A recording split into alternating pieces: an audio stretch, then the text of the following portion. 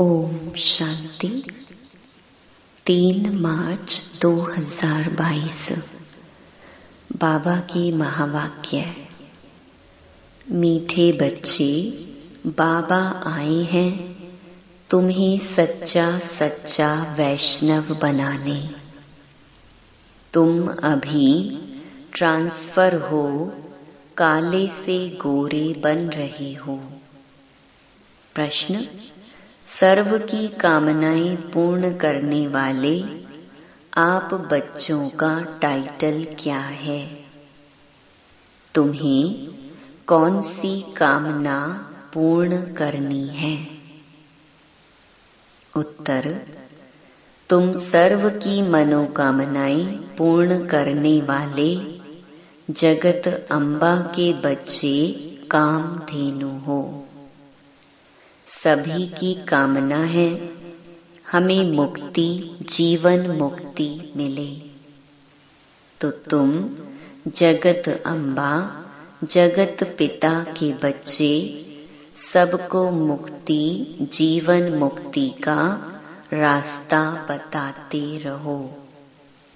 यही तुम्हारा धंधा है।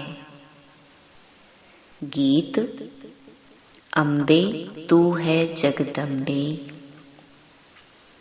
ओम शांति। यह है मम्मा के लिए भक्तों की महिमा। कहते हैं कि भक्तों की रक्षा करने वाले। अब यह भक्ति मार्ग हो गया। मम्मा की महिमा शिव बाबा की पिछाड़ी है। जब परमपिता परमात्मा शिव आते हैं तब आकर जगत अम्बा को रचते हैं। रचने का अर्थ ही है ट्रांसफर करना। काले को गोरा बनाते हैं। इस समय जगत अम्बा तो एक ही है।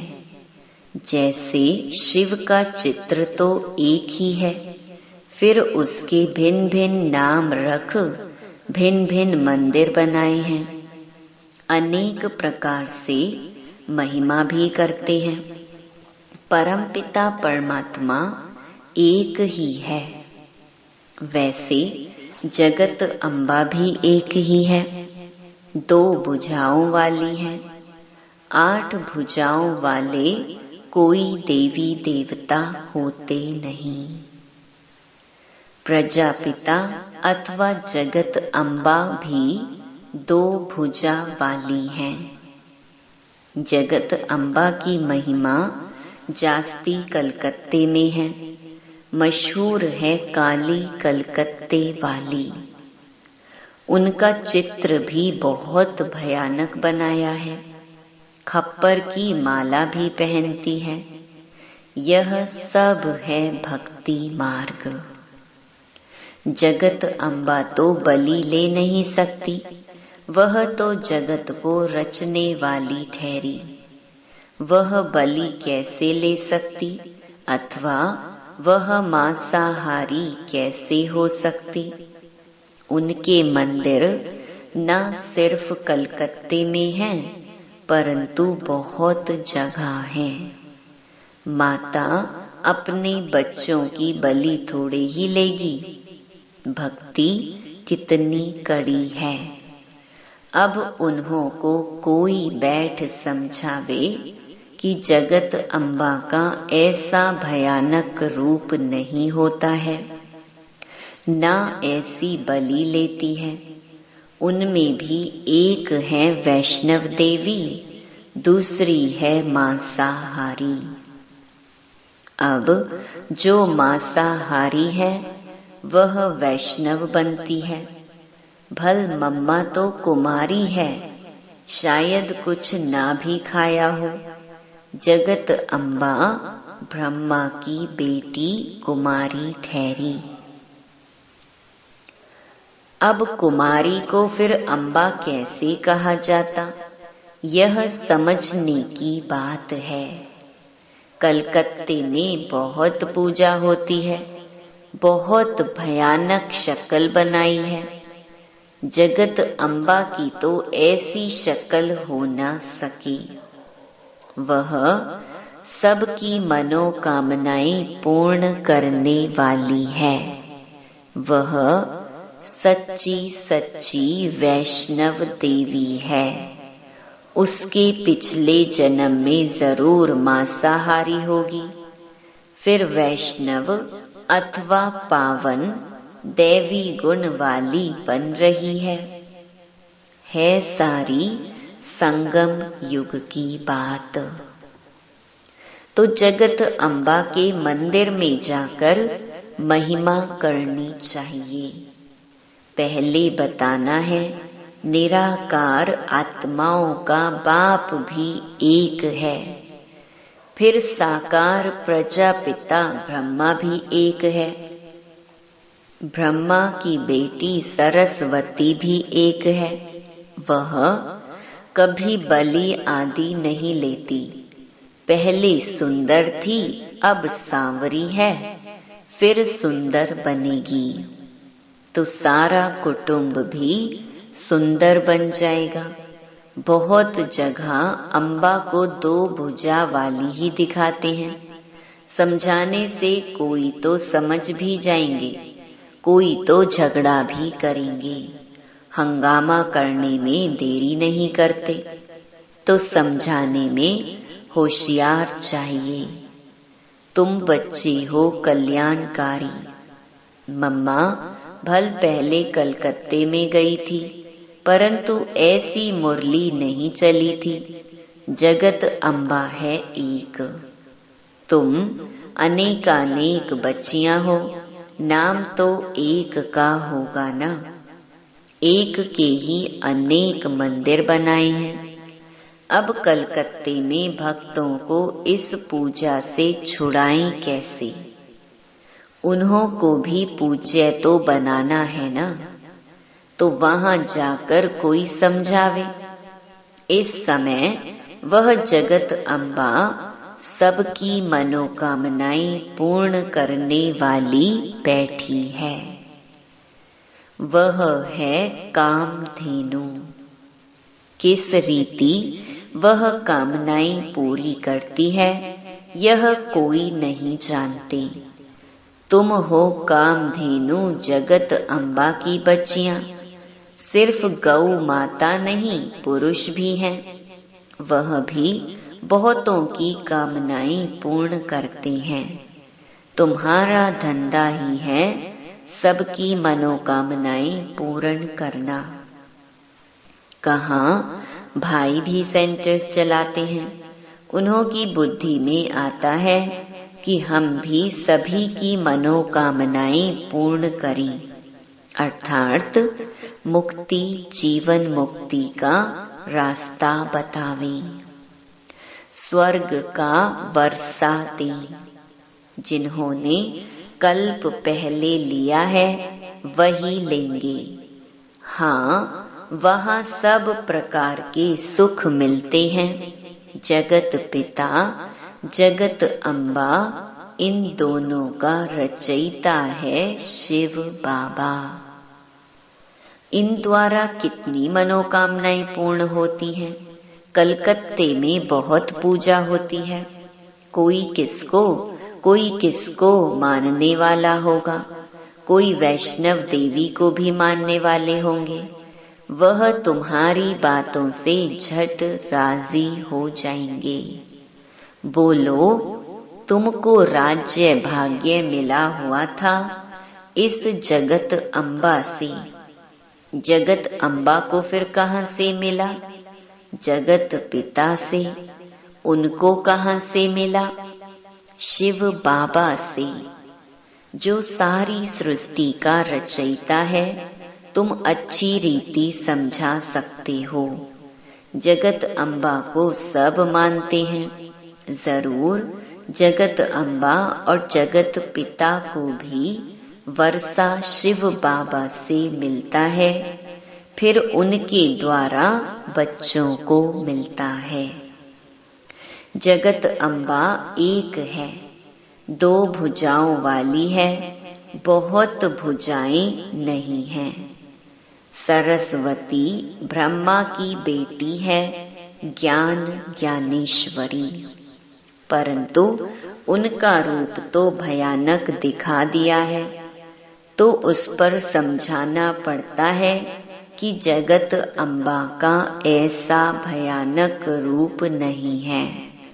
सतो प्रधान मनुष्य से फिर तमो प्रधान बनते हैं, तमो प्रधान मनुष्य फिर सतो प्रधान मनुष्यों को पूजते हैं। जगत अम्बा मनुष्य ठहरी, क्योंकि जगत तो यहाँ है। मूल वतन सूक्ष्म वतन को जगत नहीं कहेंगे। सूक्ष्म वतन में देवताएं, मूल वतन में आत्माएं रहती हैं। तो यह सब बातें समझाने की हैं। बाकी बाप और वर्षे को याद करना है। 84 जन्मों की कहानी भारतवासियों को ही सुनानी पड़े।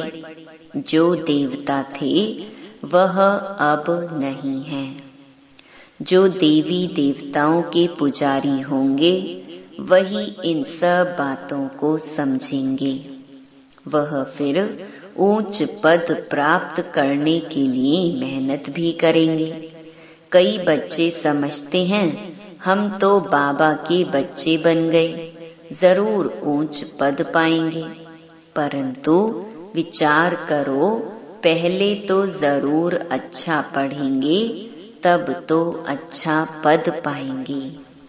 पढ़ेंगे नहीं और ही विकर्म करते रहेंगे तो एक तो सजा खानी पड़ेगी, दूसरा फिर नौकर चाकर दास दासियां बनेंगे, क्योंकि विकर्मों का बोझा तो बहुत है।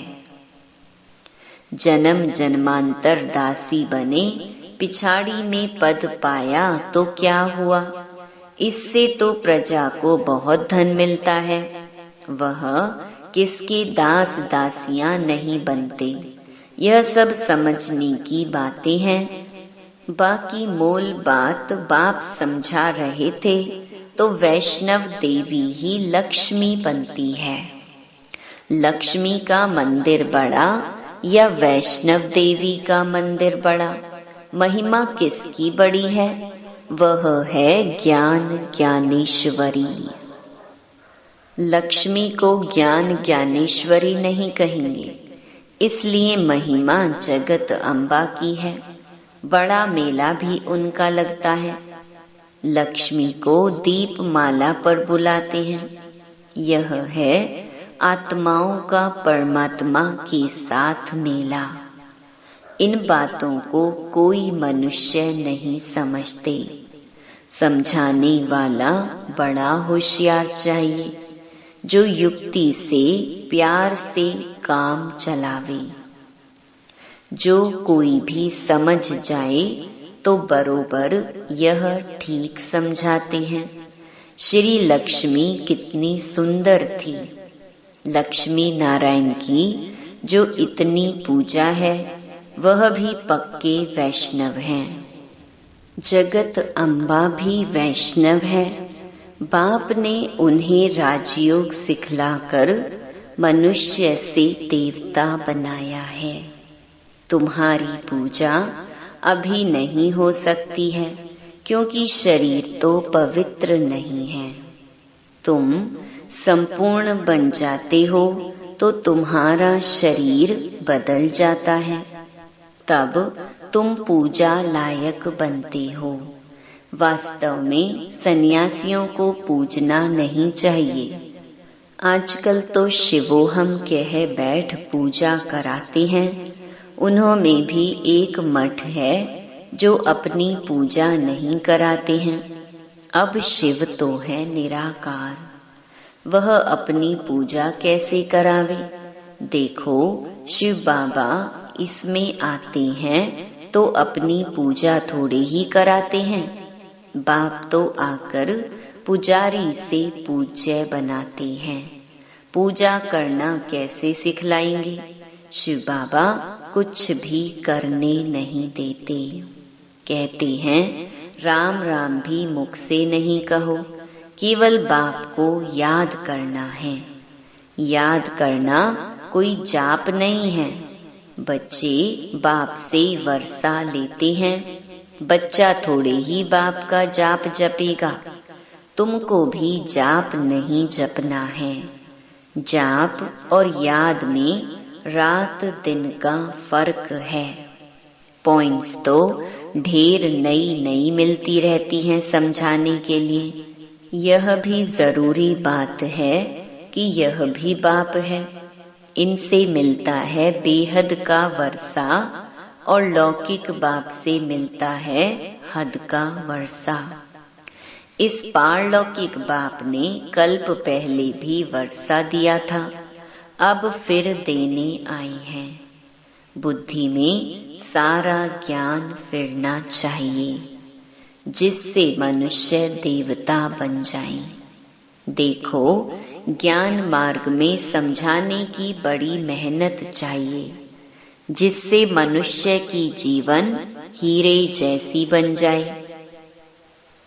दुखी तो बहुत हैं, एक दो में लड़ते रहते हैं। बाप आकर ईश्वरीय संप्रदाय बनाकर फिर दैवी संप्रदाय बनाते हैं। इसलिए लड़ाई झगड़े की बात ही नहीं। ईश्वरीय दरबार में कोई आसुरी रह न सके। मूत पलीती कपड़ों को यहाँ बैठने का हुक्म नहीं है। बाप समझाते रहते हैं, बच्चे कभी आपस में लड़ना झगड़ना नहीं। सतगुरु का निंदक ठौर न पाए, यानी सतयुग में ऊंच पद नहीं पाए। सतगुरु जो स्वर्ग का मालिक बनाते हैं, उनकी निंदा करे तो ऊंच पद पा न सके। यह है सारी यहाँ की बात, परंतु वह अपने ऊपर ले गए हैं और मनुष्यों को डराते रहते हैं। यहाँ तो पूरा पवित्र बनना है। वह गुरु कर लेते हैं, लेकिन पवित्र नहीं बनते हैं। गृहस्थी को गुरु बनाने से कोई फायदा नहीं। यह है प्रजा का राज्य, फिर दैवी राज्य बनाने वाला समर्थ चाहिए। बाबा आया है आसुरी दुनिया को दैवी बनाने। दैवी धर्म की स्थापना हो जाएगी, बाकी सब धर्म वाले खत्म हो जाएंगे। कहते हैं भगवान आकर फल देंगे। इससे सिद्ध होता है कि कोई भी निर्वाण धाम में जा नहीं सकते। बाप ही आकर राजयोग सिखलाते हैं। बाप कहते हैं, मैं तुम्हारा परम पिता परमात्मा हूँ। मेरे में ही सारा ज्ञान है। मेरे को ही पतित पावन कहते हैं। मैं ही तुमको राजयोग सिखलाता हूँ, तुमको फिर औरों को सिखलाना है। समझाने वाले सब एक जैसे नहीं हैं। तुमको नोट करना चाहिए, अच्छा भाषण करने वालों को भी सब पॉइंट्स उस समय याद नहीं आती हैं। बाद में ख्याल आता है, यह सुनाना चाहता था, नोट जरूर करना है। परंतु ऐसे भी नहीं नोट करके फिर छोड़ दें, पढ़े नहीं। धारणा तब होगी जब श्रीमत पर चलेंगे। सुबह अमृत वेले उठकर बाबा को जरूर याद करना है, फिर पॉइंट्स रिपीट करें, औरों को सुनावें, तब ऊंच पद पाएं। राजा बनना कोई मासी का घर नहीं है। समझा? मेहनत करनी है।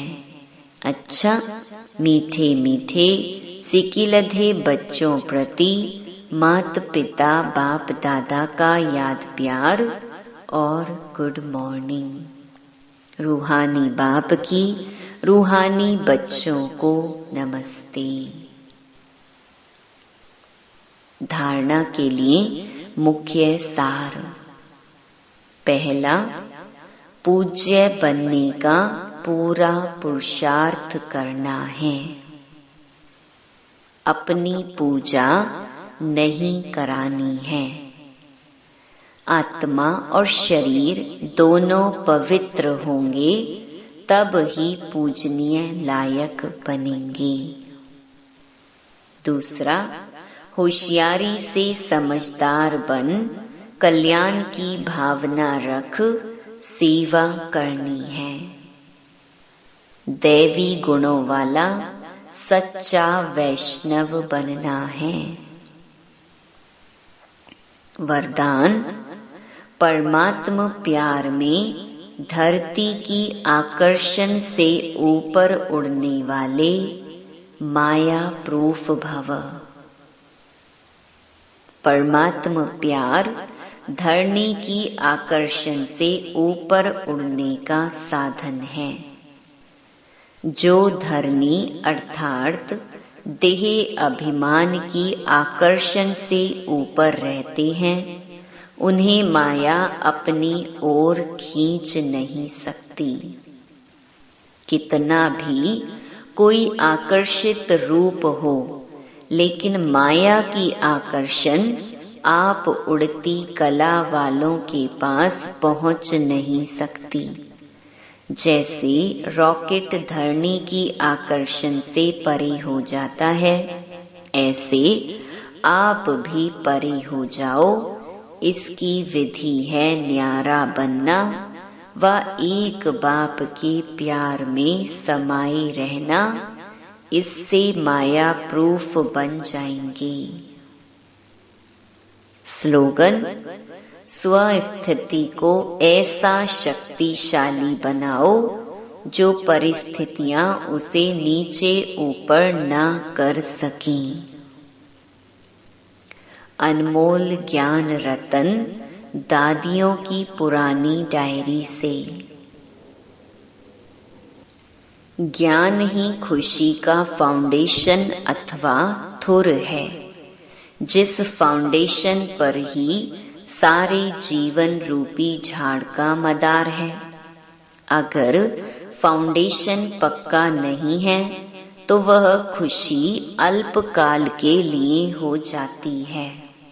जैसे मायावी मनुष्य कहते हैं कि हम खुशी में हैं क्योंकि हमारे पास सब धन पदार्थ मौजूद हैं, परंतु हम जानते हैं कि उन्हें सर्वदा के लिए स्थायी खुशी नहीं रह सकती, क्योंकि उन्हों के पास ज्ञान का फाउंडेशन ही नहीं है। यह तो ऐसे ही हुआ जैसे कोई साहूकार किसी फल का माल निकाल आपे ही खा लेवे और उसका छिलका फेंक देवे, जिसे कोई गरीब उठा ले और उसे देख खुश हो जाए कि हमारे पास भी माल है, परंतु वास्तव में माल मालिक खा जाता है। वैसे हम इन अल्पकाल मायावी सुखों को तुच्छ समझ इस अविनाशी ज्ञान से ईश्वरीय स्थायी अतीन्द्रिय सुख को प्राप्त कर रहे हैं, और वे फिर अल्पकाल क्षणभंगुर सुख देने वाली माया को, जिसमें वास्तव में कोई सुख नहीं है, उसके पिछाड़ी चटक उसकी रसना ले उसमें ही सुख समझ बैठे हैं, और इस ही घमंड में रहते हैं कि हमारे पास भी कोई माल है। अच्छा, ओम शांति।